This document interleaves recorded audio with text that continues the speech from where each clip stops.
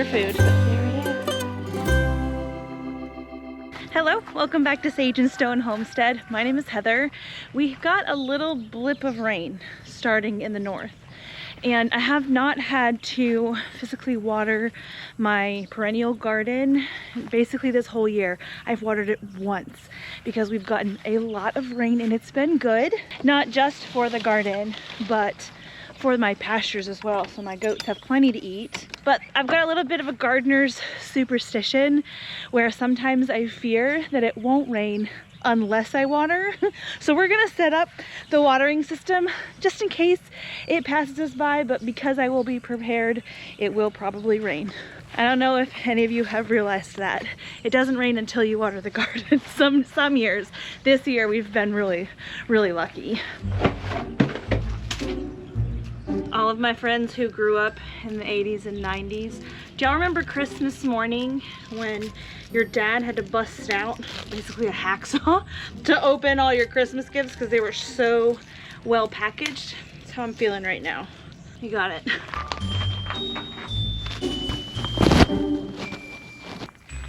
Now, the ones that I had last year were a little bit taller, but the mechanism that makes it swivel actually broke, so I had to buy some new ones. This looks a lot more sturdy. So basically what happens is this little piece down here, as the sprinkler head makes its way this way, this little stopper triggers this mechanism, which will throw the sprinkler in the other direction. And then this little knob here basically adjusts how far the water shoots out. We usually keep it pretty far back so it'll go far. Dang, it's not going the other way.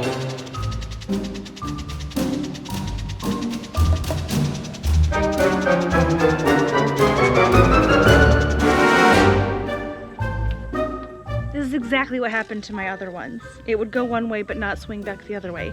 And the directions don't tell me to adjust anything for that.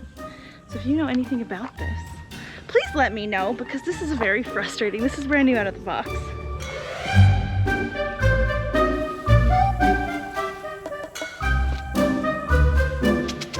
So I've just put it on 360 mode, and that's getting a good bit of this garden. So good job, guys, we did it. Now it should rain.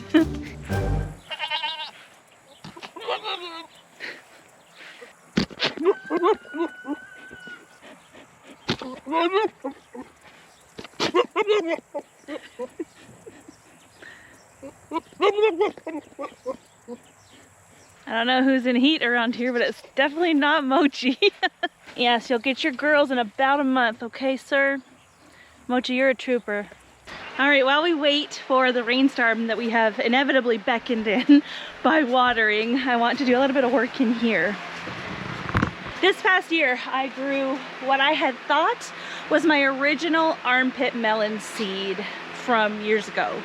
I had planted what was labeled F1 armpit, and now that I'm remembering back after seeing what was produced here, what I had labeled F1 armpit melon was seed that I had gotten out of the F1 melon itself. So it was F2 seed. That's not what I intended to plant, which explains why I got so much variability from these melons this year. So I did find, it's in my other pocket, the seed. It's actually labeled Kajari, because this is what happened. I had saved seed from a Kajari melon that had been very closely planted next to Charente melons, and this is the seed that so far has reliably, I've got tons of it, so far it has reliably produced a very neat hybrid that I love, that I'm trying to stabilize the seed for. I will have, I'm pretty sure, enough time here in the greenhouse to get these melons to maturity. They're personal size, about yay big. Usually it takes about between 85 and 100 days to get a mature melon. All I want is seeds for next year. So I've already cut all of these melons here off at the base. They were diseased and it was a situation over here. I want to amend this soil and get these planted. Really, I probably don't have to clean off the trellis to plant more melons at the base of this trellis. It's just gonna look nicer. Probably help with not transmitting just more disease. These are not gardening gloves, these are actually my winter gloves. But these plants actually have quite a lot of spikes on them. It doesn't feel nice to grab them with your bare hands.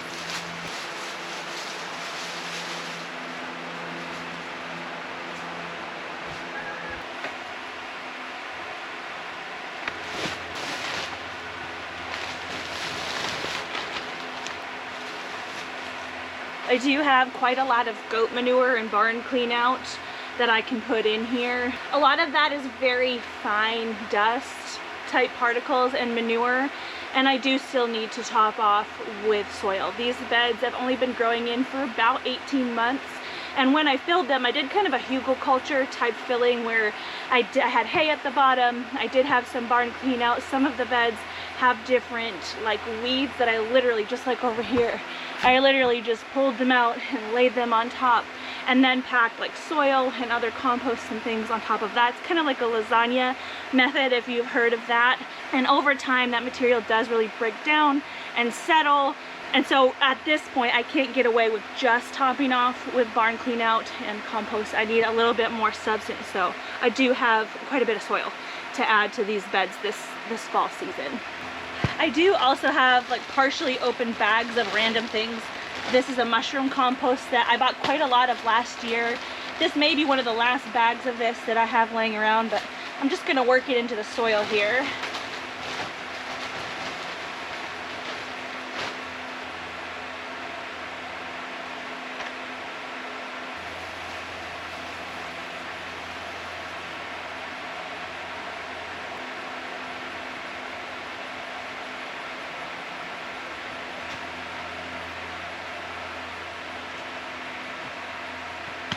Plant tags are not accurate as to what is here, obviously, but it helps me know with my watering where exactly I put the seeds.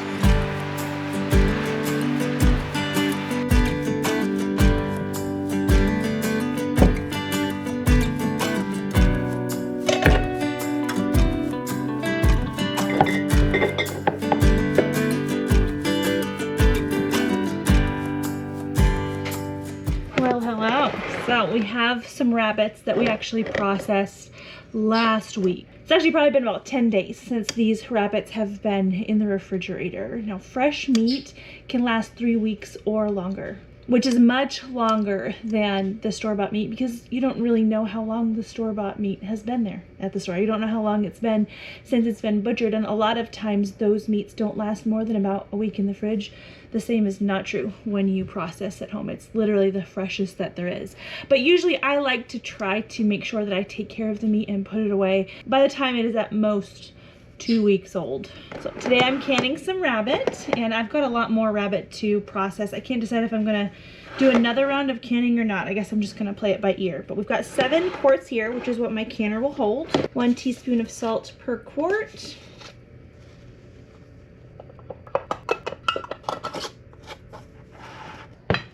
Yeah, obviously, if you can't tell, what I have done here is packed the meat in raw, and as it pressure cans, it's also going to pressure cook. So these are going to be fully cooked when they come out, and I really like to have this kind of thing on hand, especially this time of year, but honestly it's nice over the winter as well, when you just don't want to get up from knitting or whatever like you're doing over winter. Whenever you've got a day where you just need something easy, canned meat is a godsend. And it's very delicious. We use our canned rabbit exactly like you would use canned or pre-cooked chicken. So I have had issues in the past where I have done a raw pack meat from meat that was straight out of the fridge, and I've increased the heat too rapidly and I've had my jars break. It's the reason I'm not using my electric canner today, because I can't control the speed at which that heats up. I can control this. So I'm just gonna put this at a medium. Obviously I'm gonna put the lid on and let this come up to pressure slowly. I actually got this All-American pressure canner for Christmas. My mom and my dad, they didn't know it, but they went together on some Christmas and birthday funds for me to buy this for me. It's very nice.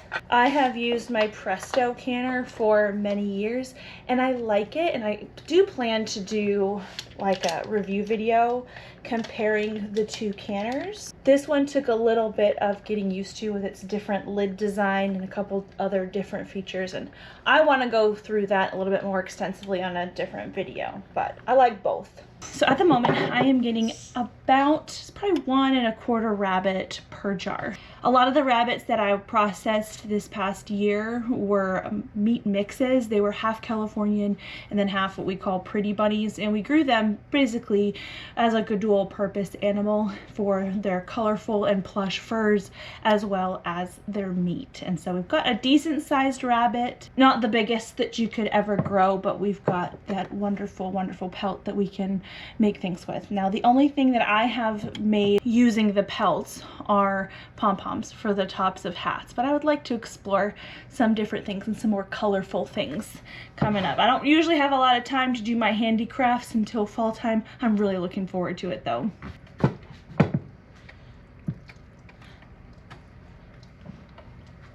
That was a big rabbit. That is not one whole rabbit. It's actually probably 2 full. I've got some belly flaps here still. Yeah, that was probably a purebred Californian.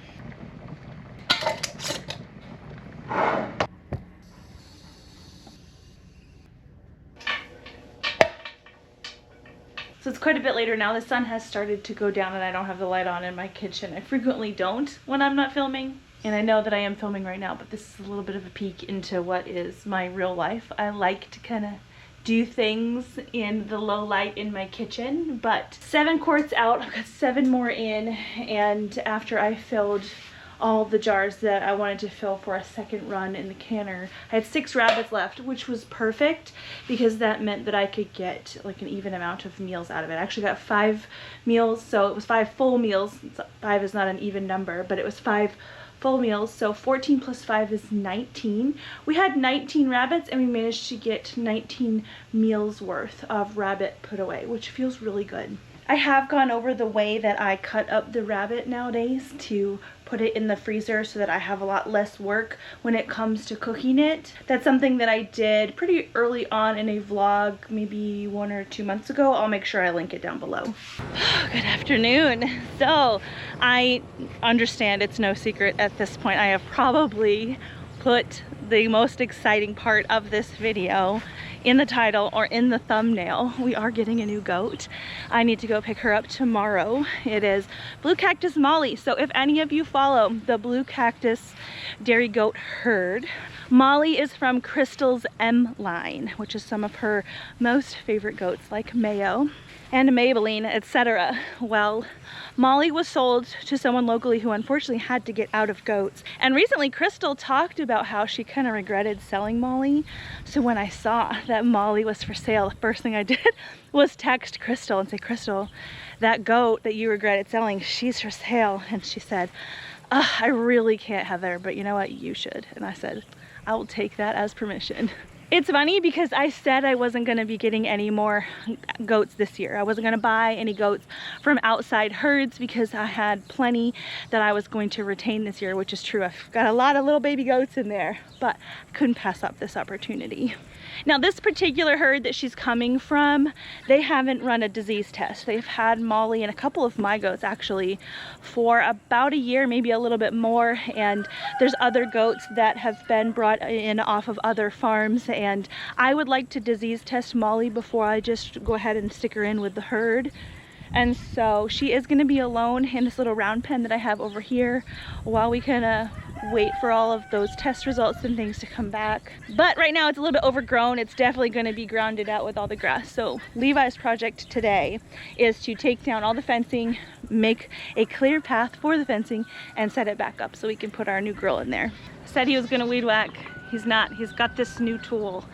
Is that a hedge trimmer? Yes. The articulating hedge trimmer. It's basically a chainsaw on a stick. It's scary. Don't catch the fencing in there. It's expensive. Yeah. Okay. It won't be if I do.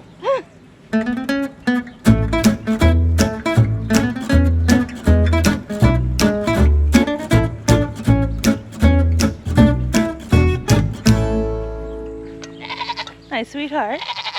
How are you? Are you ready to be milked?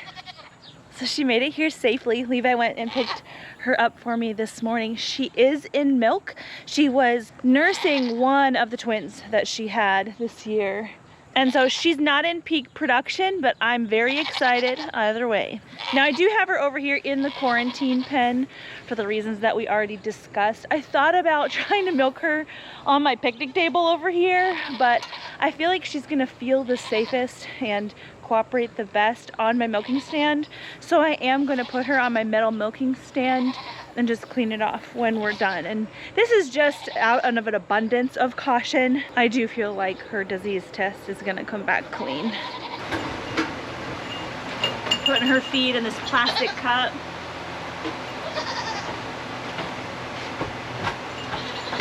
Turn around. I know, it's weird. Look.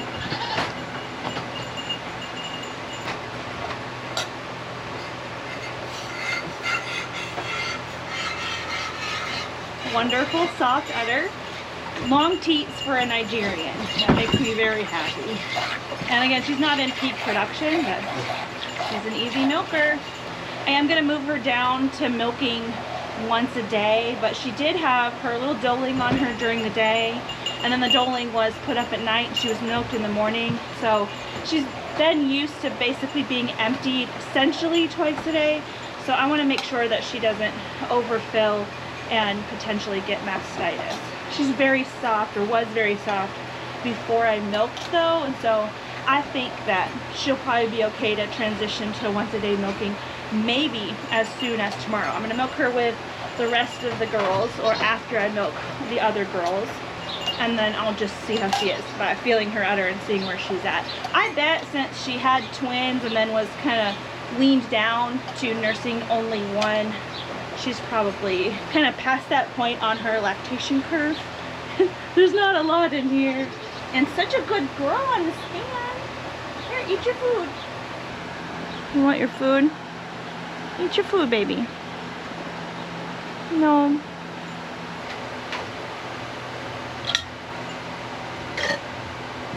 One cup.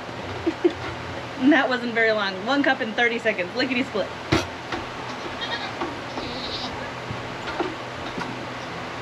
So I'm going to spray the stand down with 99% isopropyl alcohol.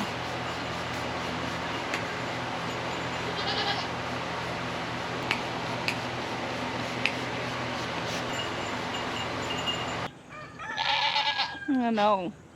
She seems to take comfort in the fact that she can see Feral and Mochi in the chicken run over there. I know, this is your first night. You'll adjust, and it really won't be long before she can join the herd.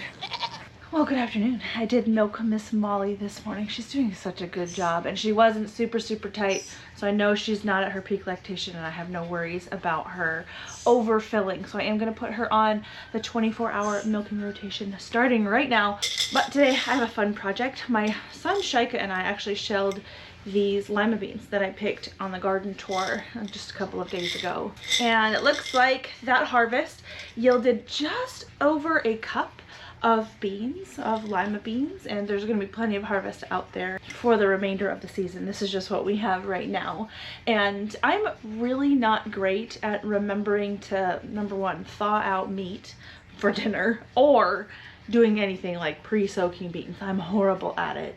And so when I discovered this method for canning beans, it was a game changer for me.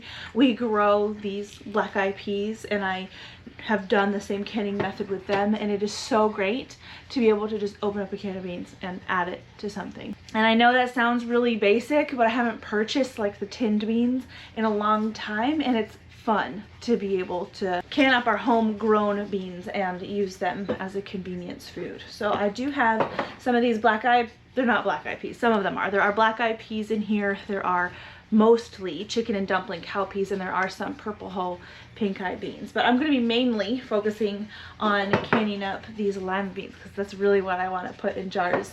And then the remainder I want to fill up the canner. I'm going to be using these guys. Let's get my light going back here. The canner that I'm going to be using today is my Nesco electric pressure canner. I really like this. I think technically it fits 5 pints, but I have some of these Arkansas Glass Company jars that are just, I don't know, they're just a tiny bit more slender, and they don't have any of the like raised lettering on it, and so I can actually fit 6 pints in here. So I've got my pint jars all figured out. It's such a simple process. You guys are gonna love this. So I've just run and put some water in my electric kettle. So we'll have hot water to put in here. Each pint jar is going to get a ½ cup of dry beans. Oh, this is one of my, can you even see it? This has a really pretty honeybee design on it. I'm trying to save these so that I can put honey in them later. This is a mason jar. Like, it's totally fine to can with it, but I'm trying to save them, so I need to get a different one.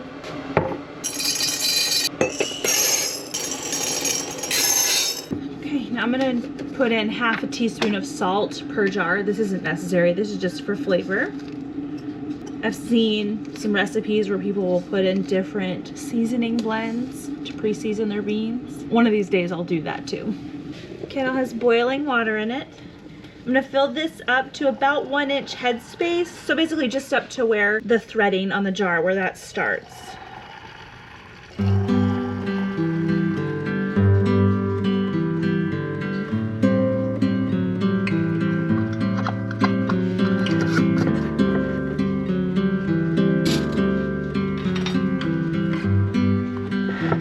This ring is starting to get a little bit rusty, so when I'm screwing it on, it feels like it doesn't have as good of a hold as I would like.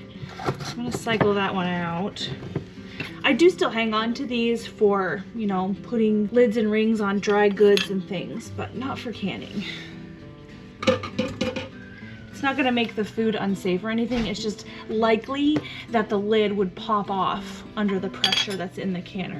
And we don't want that, we want good seals. We've got 6 pints in here. Looks like I could fit another one in here, but I can't. This particular canner needs 8 cups of boiling water added to the canner before you can run it. I'm gonna click high, and then 75 minutes these need to can for. The thing that I love most about this electric canner is that it's relatively hands-off. I do have to stand here and monitor it a little bit during the 10-minute vent that it does, but after that it comes up to pressure on its own, and then when the time is up it just shuts itself off. It's very nice. So it's one of those things where I can just set it, monitor it a little bit, but then I can go outside and do other things. And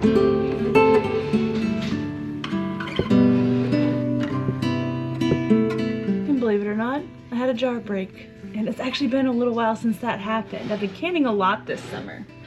And given everything that we did to try to prevent that, I'm not really sure.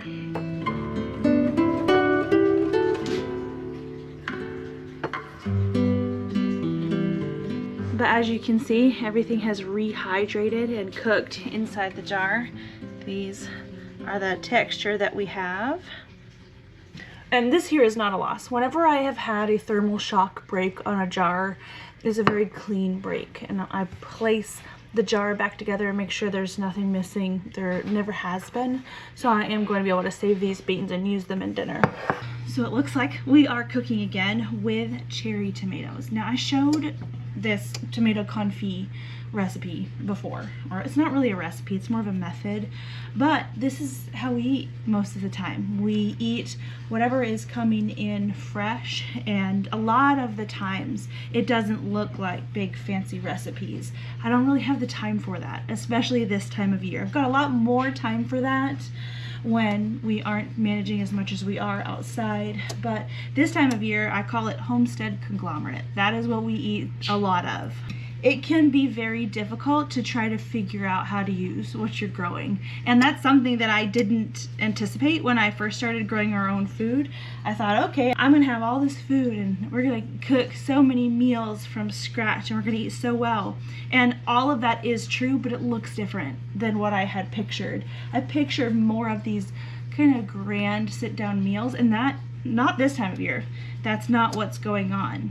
A lot of the times we're kind of throwing things together, but, and I don't mean to say that in a bad way, it's very valid, very nutritious, and very forgiving on a tired mind. When you don't have a lot of brain power to figure out what to do with what you have, it is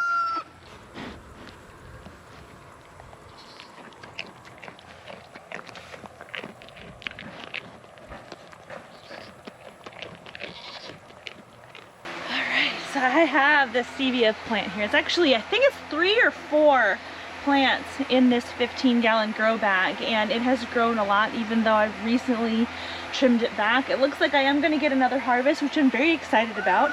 So I'd like to put some of these in the freeze dryer. And I recently posted the garden tour, and a lot of people told me that I can use the lavender leaves a lot like I would use the flowers. They're just a little less potent medicinally and flavor-wise, but that's okay. We're gonna dry some of this too. As far as our melon goes, this is how the germination is going. I have quite a lot over here. I need to thin them out. Lots of melons, but I noticed that we did have some germination over here, but do you see these guys? Looks like the cucumber beetles did them in. Oh gosh. I'm gonna choose to be okay with it. I might leave these guys a little bit longer just in case the beetles happen to attack some of those, like it looks like they may be doing right here. See this? Cut in half, and you can see the damage here. Looks like they may already be moving up the row. So we're gonna go grab our diatomaceous earth real quick and then harvest the herbs.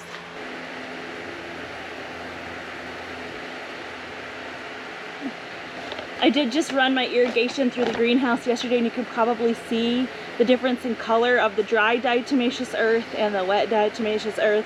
Once it gets wet, it's basically useless. So I'm kind of just trying to pile it on so that there is some left that will have some benefit to these poor plants.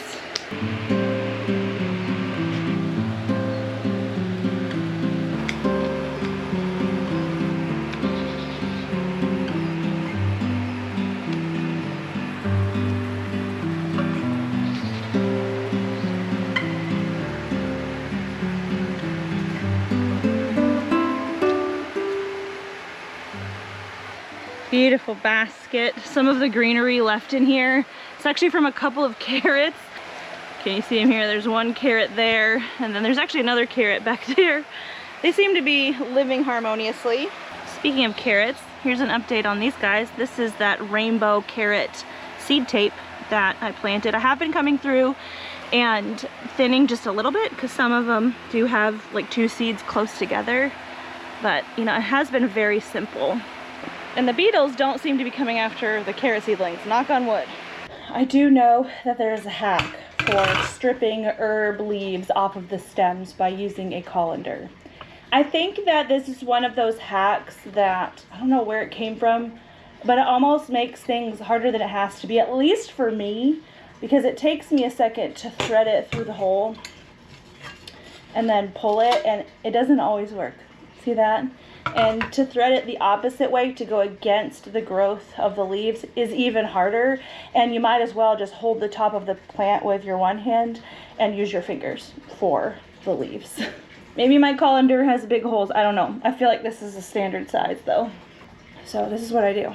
The top of the plant is pretty tender, and so sometimes it does snap off, but I'll hold the top and take my fingers along the stem and just strip the rest of the leaves off like that.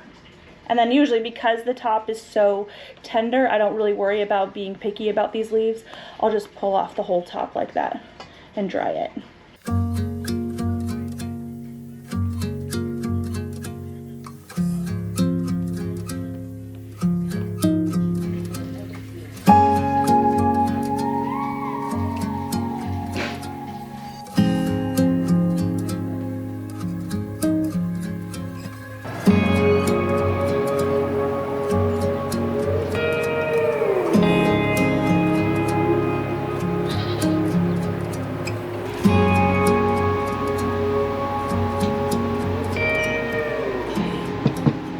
Lavender leaves here. Oh, smells incredible. And then here's the stevia. These don't really smell like much. Everything's in the flavor with those.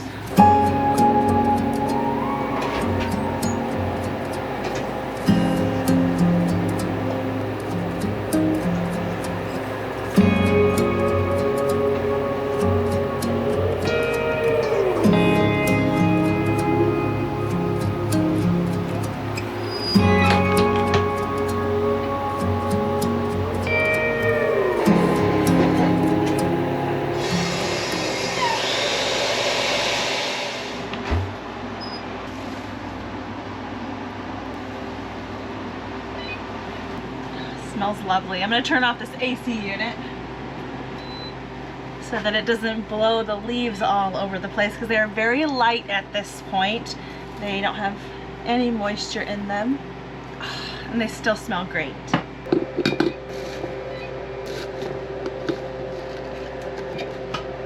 These took about 12 hours, start to finish, to fully dry. And I've been thinking about what to do with these stevia leaves as far as my tea blends. I initially thought that I would just add the leaves to a tea blend, just like it was, you know, any other herb within the blend.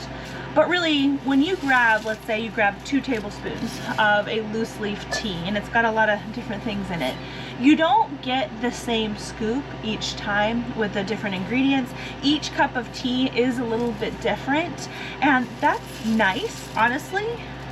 But I think it would be less nice when the main purpose of the leaf is to impart sweetness if you don't get enough. But especially if you get too much stevia in the scoop, that could be kind of off-putting. So I need to experiment a little bit with these leaves to figure out exactly how much stevia works well for me in a cup of tea. I don't really drink a lot of tea in the summertime. It's definitely one of those cool weather drinks that I love to partake of in the winter time. Most of the time I add honey to my tea, and I'm actually out of honey right now, completely out. I don't have my own honey, and I don't have any purchased honey. But you know what? I think it's actually gonna be all right, at least when it comes to tea. Now I did already have about, you know, this much stevia at the bottom of this gallon jar, but we have filled it up, and then this is the lavender. Okay. So let's make a tea blend. Now, full disclosure, I am not an herbalist. I don't even really know the first thing about that kind of thing, although it is a big interest of mine that I haven't really gotten a chance to dive into fully. I've got a whole bunch of interests and I've dipped my toe into a lot of them. Herbalism is one, but I'm far from a professional, and I'm not really sure exactly how to blend these teas. I've always just done it by taste, and when you look up online, really that's kind of what everyone seems to do, I think. So really what I'm going for in my teas is something comforting. I like something warm. I like something cozy, and something that I have been going after lately, since I am getting into my upper 30s, is something that can help balance my hormones. So the lavender is going to be nice and calming. Lemon balm has the same action. Roses can be hormone balancers, so we're going to add some of those. And then I have chamomile for warmth, flavor, a little bit of sweetness, and of course we've got our stevia, which I'm going to add after. These ratios, I'm just going to be making them up, whatever sounds good to me. Here we have lemon balm, a good portion lemon balm. Maybe it was just over a cup. These roses here don't really smell like a classic fragrant rose. These are multiflora rose flowers. They do still have medicinal qualities, and there are some of my tea roses in here, so there's a little bit of that. Maybe that was a half cup. Got some of my lavender. I'm very excited for this. This floral, lovely flavor is something that I do love in like baked goods. If you've ever had a lavender lemon cake or something like that, so good. Some people don't like the taste of lavender. I am all on board for lavender, so I've got quite a bit of that in there. Maybe that was, whoops, maybe about another half cup. And then we've got chamomile. This chamomile I dried a couple of years ago, and I air dried this, which is why it looks a little bit darker and a little bit shriveled up. It's still really good though. Lovely. Okay, maybe about a quarter cup of that. And this tea is for me, so I am going to mix it with my hands. Maybe crunch it up just a little so that it scoops nicer. Oh, it smells really good. I'm so excited to try this. Now, because I squished everything up to make it smaller, we are taking up a little bit less volume in the jar, but there it is. It's beautiful, and it smells amazing. So I've got warm water, it's hot water in the kettle, and one thing that I do know about herbal teas is you don't necessarily want to put boiling water over the tea leaves because that's not going to necessarily be the best thing for the constituents that are in the tea, the good things that we're looking for out of the tea. In general, about 180 to 200 degrees is good. And this is probably a 12-ounce mug. I will do 2 tablespoons, or 2 of these scoops, which equals about a 1/4 cup total of the dry tea. That might be kind of a lot, but I like strong flavored teas. I just went to check on the general recommendation for stevia leaf numbers in a cup of tea. And Uncle Google says that we need about 6 or 7 leaves. That sound like it's gonna be a lot, but I don't know, maybe it's less sweet when you steep it versus when you just eat it, because I have eaten quite a few leaves. Plus these are dried and maybe not as potent as fresh. I don't know, there's 6. That's what it looks like in there. I've got this really neat tea strainer that I love, and I'll just pour the water over. Oh, it smells amazing already. I can mostly smell the lavender. Now what I'm going to do is cover this so everything can kind of steam in there and stay contained. Leave it for about 7 minutes.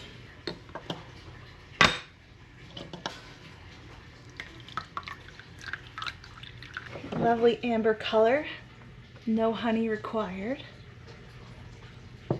You know, it's still a light flavor, surprisingly. I felt like I overloaded it with the herbs. Ah, there it is. I am getting, like, it's definitely the lavender coming through. I like lavender kind of aftertaste. I feel like I'm breathing lavender, which is a very interesting sensation. You know, I feel like it could use some more sweetness. That's what the stevia drops are for, right?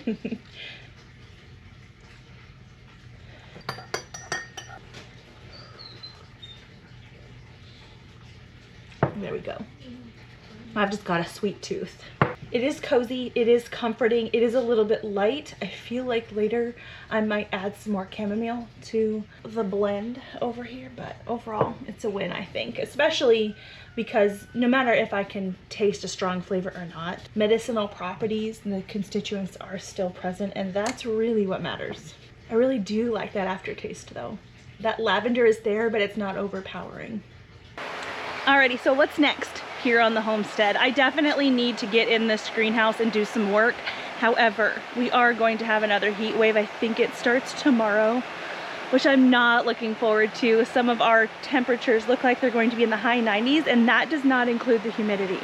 We are going to be doing our whole herd disease test in the middle of that though. That's probably going to be its own video. But yeah, it's going to be hot, but we'll keep on keeping on. I'll see you guys again soon.